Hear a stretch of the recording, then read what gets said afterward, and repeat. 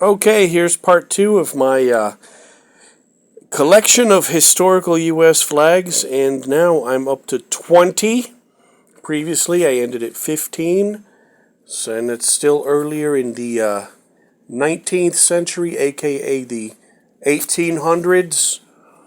And this is the 20-star configuration. And this one was from 1818.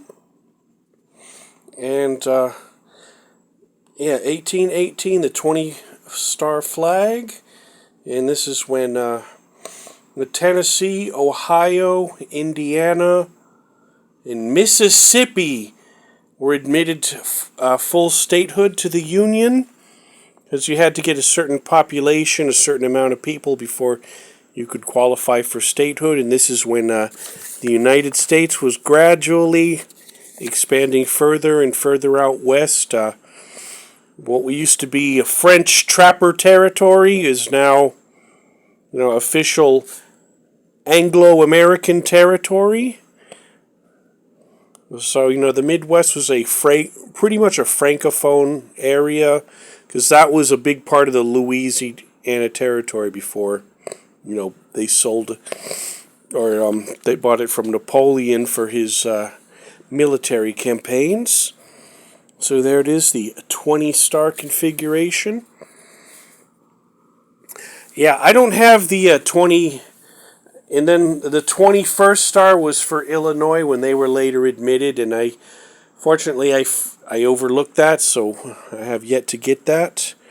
And this is another 20-star configuration from the same era until they added Illinois. And these star patterns, these are quasi Betsy Ross designs that were very popular, especially in the 1800s, and there was no real set standards on how to arrange the stars on the blue field. A lot of people into military regalia, especially, Civil War and such. These are like these. Okay. And how many stars here? 6, 12.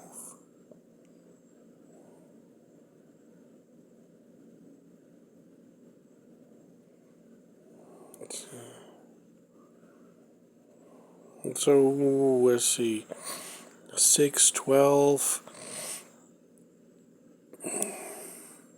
So it's a 25-star configuration. I thought I had 23. Maybe I overlooked it. But this is for... Or is it that... But I guess Alabama and Maine were added to the Union. I'm still trying to arrange these in order because I want to show them in their proper numerical sequence as far as the timeline goes. What's those 12, 6, 12.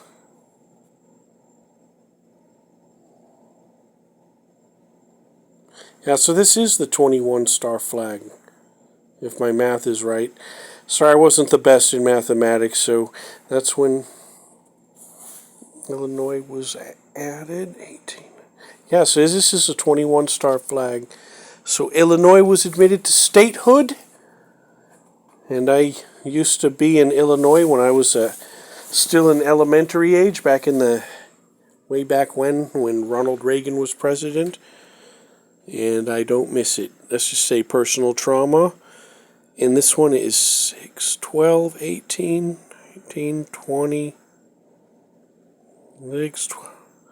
And this is the 23-star configuration. And that's when, sorry if I'm a little slow here.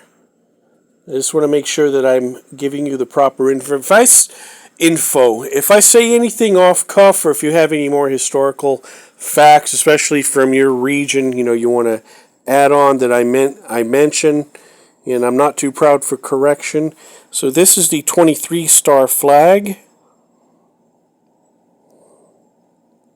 6 from 18.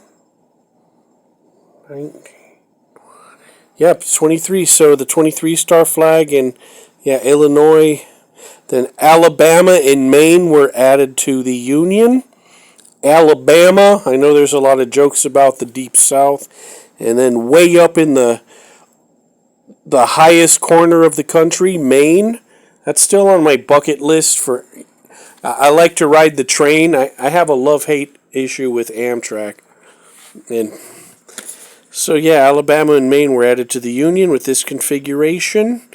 Again, U.S. expansionism. The population was growing, and it was pushing further and further west. As I said in the last video, the country pretty much started along the eastern seaboard and then pressed further and further inland.